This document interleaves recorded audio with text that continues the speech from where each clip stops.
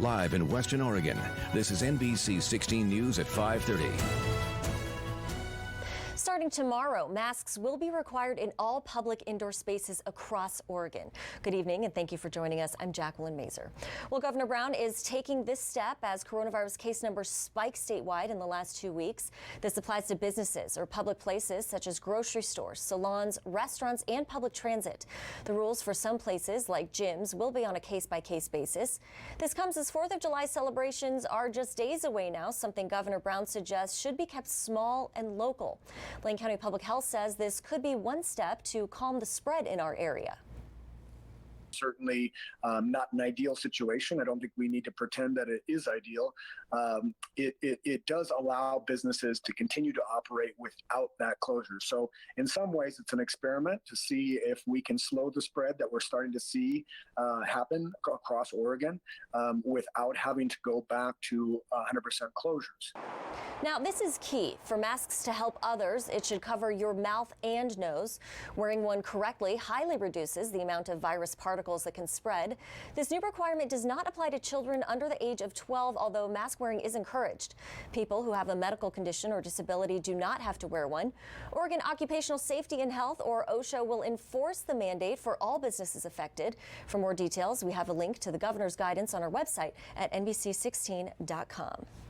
And Governor Brown says face coverings play a key role in reducing the spread of the coronavirus, and OSHA will be responsible for enforcing the rule. Here in Eugene, restaurants are figuring out how to implement the new rule. Our Lauren Negretti joins us live in the studio with more tonight. Lauren? Jacqueline, that's right. I went and talked to the manager at Braille's restaurant, who says they plan to educate their patrons while maintaining a comfortable and safe environment for all.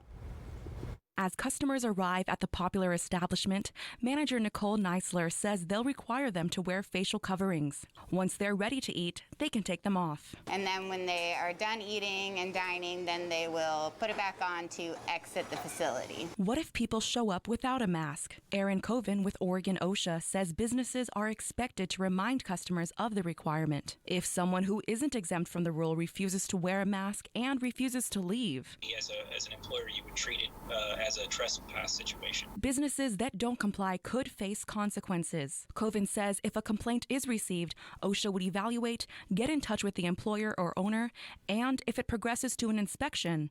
And the inspection can lead to other conclusions.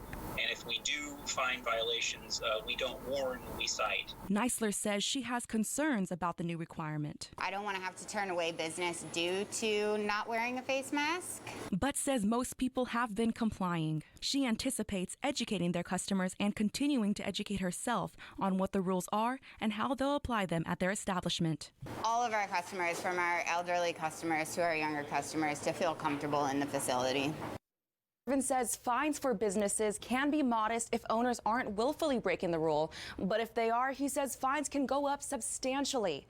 For more details, we have a link to the governor's guidance on our website at NBC.com. All right, thank you so much, Lauren, for that report tonight. Well, here's where coronavirus numbers stand statewide. The Oregon Health Authority reports 181 new confirmed and presumptive cases, totaling more than 8,600 cases. While cases increase, the number of deaths reported remain fairly low. 3 deaths were reported today, totaling 207 in the state.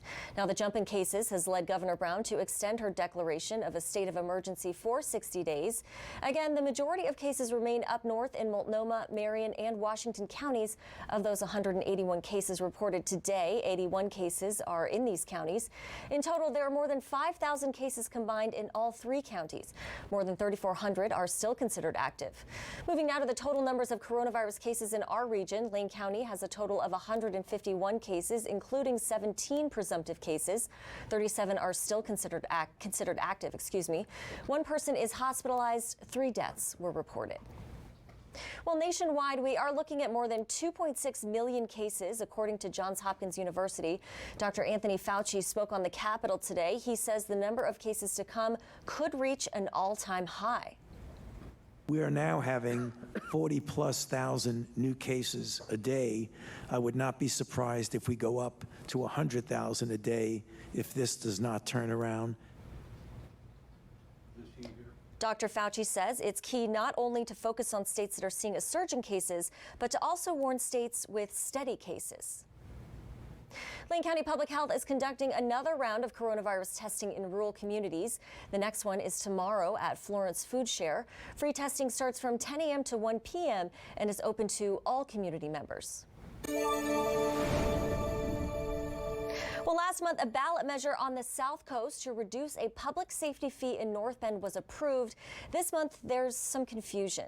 Basically, the North Bend City Administrator sent a letter to the Coos County Sheriff last Friday informing him that starting tonight at 11 p.m., there will be no law enforcement available to the city until 7 a.m.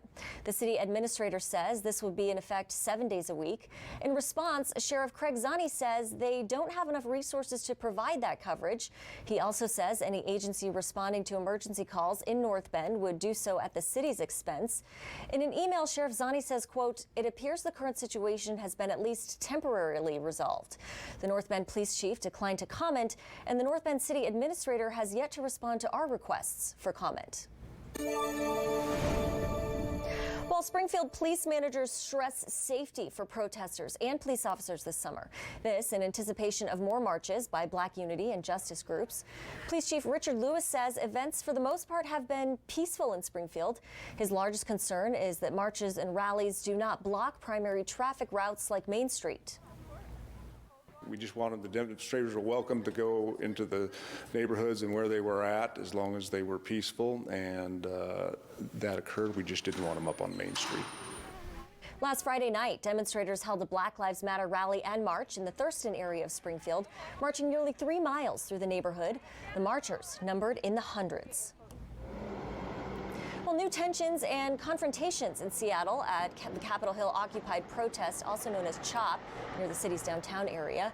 Today, Seattle police and transportation workers moved in with construction equipment to remove some of the concrete barricades, while some protesters attempted to replace them. Meanwhile, a teen who was shot in the area is still in the hospital. Lee Stoll from our sister station in Seattle has the latest. A 14-year-old boy shot just yesterday is still here at the hospital. The good news this morning, he has been upgraded from critical to serious condition. Of course, the question now is, what will it take to end the CHOP? Another memorial growing at CHOP, this time for a 16-year-old boy known as Pocket, shot to death on Monday morning. A 14-year-old boy in the car with him is still in the ICU. The motive for the gunfire still unclear. But when that phone call that Pocket died, that crushed my heart. That took a piece of me like no other. I really believe at this point, the protesters have really forced the hand, and we're going to have to use force. Jesus Villahermosa is a retired sergeant with the Pierce County Sheriff's Office and is considered a use of force expert. Based on what he's seen, he believes force may be the only way to end the standoff between the city and protesters who refuse to leave. 4 shootings in just over a week. That violence showing negotiations aren't moving anyone. And if force has to be used, then force has to be used as long as it's necessary and reasonable. Seattle Police Officer Guild President Mike Solon says that's tough. Many non-lethal tools like tear gas are banned right now. The only option now is to use our physical bodies and a baton to hold people back. Business owners, of course, are beyond frustrated. Many of them have hired their own security. One apartment manager up in that area tells us his tenants are starting to move out. In Seattle, I'm Lee Stoll. An update now. Deputies located the truck believed to be involved in an ongoing death investigation. Lane County Sheriff's offices say that last night 2 suspects dropped off a woman at a hospital where she later died. Deputies say the suspects picked up the woman in the River Road area and dropped her off at Sacred Heart University Hospital where she died from her injuries. This investigation is ongoing. Anyone with additional information is asked to call the Lane County Sheriff's office. All right, let's take a first look at weather. Alan Matthews joins us now. Hey, Alan. Hey, how you doing, Jacqueline? We're seeing... I'm well. How are you? I'm doing well as well. I'm answering your question. Thank you for answering my question. So we're seeing a bit of cloud cover out there this evening. That cloud cover is going to carry on into this evening and Wednesday, and temperatures looking to be a little bit cooler tomorrow as well. We're sitting at 73 degrees right now in Eugene. A west-northwest wind at about 16 miles per hour. Doesn't even fit fully on the screen there. And our humidity at 44%. Now, what we are going to be looking at as we get into July, high. Our average high for the entire month is 82 degrees, our daytime high anyway. Our average rain amount for the month, not that much. We're looking at about a half an inch, and yeah, we're not going to even talk about the snow that's up there. So anyway, satellite radar showing us not much other than the cloud cover. You see not only cloud cover inland, but cloud cover off the coast as well. And like I said, we're going to see cloud cover tomorrow. In fact, if you're heading out to wash your car, I think you're going to get the green light. Maybe a little cool on Wednesday, but Thursday and Friday, great time to head out there and wash the car. Jacqueline. Some good advice there, Ellen. Thank you. Well, coming up on your only local news at 5:30, the European Union will ban American travelers as it reopens its borders. What countries are allowed to begin non-essential travel? When we're not on air, we continue to bring you the latest developments on our website, NBC16.com, and on our Facebook page at KMTR News. You can also download our KMTR News app on your phone for free.